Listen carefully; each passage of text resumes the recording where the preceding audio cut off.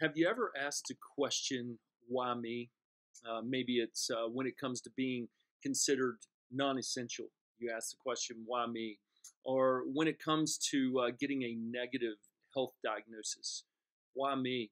Or when it comes to not making the ball team, or not getting the scholarship, or not getting the promotion, why me? Or when it comes to having to be in isolation during this time, why me? Or with all the rain that we've been having, you're wondering, man, with all the rain that's coming in my basement or whatever, why me? We can all become negative Nellies, if you will, very quickly, and that's because it's our nature. But let me challenge you and with maybe asking a different question. Why not me? Disease and suffering are part of this sin cursed world, and so why should we be exempt? I mean, really, what we're really saying is, I don't deserve this. I deserve things to go my way and things not to be bad for me. But as I think about this and ponder this question, I can't help but go back to John chapter 9, verses 1 through 3. And Jesus, it says, as Jesus passed by, he saw a man blind from birth. And his disciples asked him, Rabbi, who sinned, this man or his parents, that he was born blind? Jesus answered, it was not this man who sinned, nor his parents, but that the works of God might be displayed in him. So as we look at this, I think there's several things that we can take from this text and learn. And I think there's some wrong assumptions that people make. And so let me just kind of walk through those with you. The first wrong assumption is that assuming only bad things happen to bad people. Uh, the disciples were ready to cast blame on the blind man, or at least blame it on his parents as well. Obviously, in their eyes, someone had done something bad.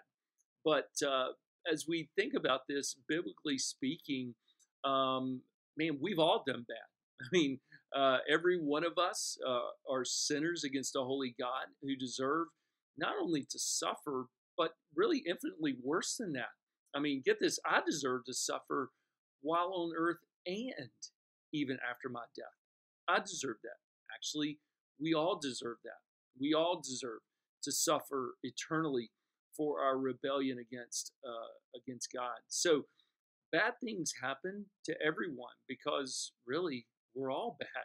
We've all sinned against God. I think wrong assumption number two is that suffering is always bad. The disciples couldn't see past their physical senses. They were convinced blindness is bad. But we know suffering is not always bad, right? I mean, every mother out there would argue that fact. I mean, she knows, hey, I suffered in childbirth, but the pain was ultimately very good. And so all pain and suffering we know is a result of the fall. It's a consequence of our rebellion. Now, we don't believe pain itself is good, but we do believe that God uses pain for good. And so our greatest reminder of this is the truth that even our salvation was brought about through suffering, the suffering that Christ just experienced on the cross for us. Even Joseph, as after he was sold into slavery by his brothers, he spoke these words as he was second in command in Egypt, and they came to him needing food.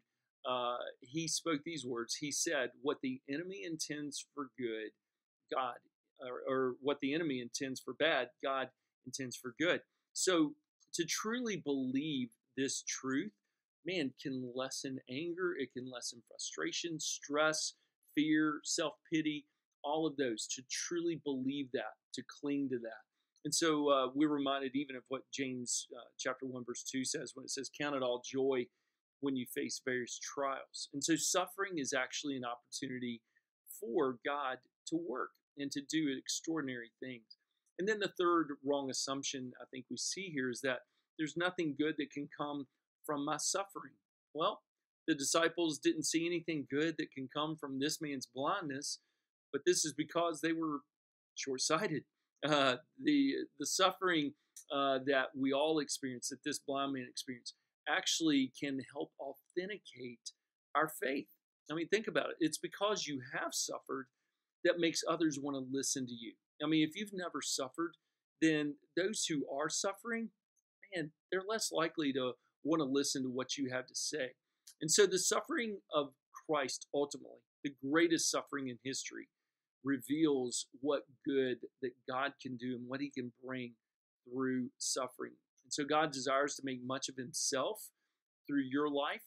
And one of the primary ways that he's going to do that is through suffering. And so it is when we are stripped away of everything that we find that Christ is truly enough. And so let me just encourage you, when you're tempted to ask the question, whatever it is that you're going through, why me?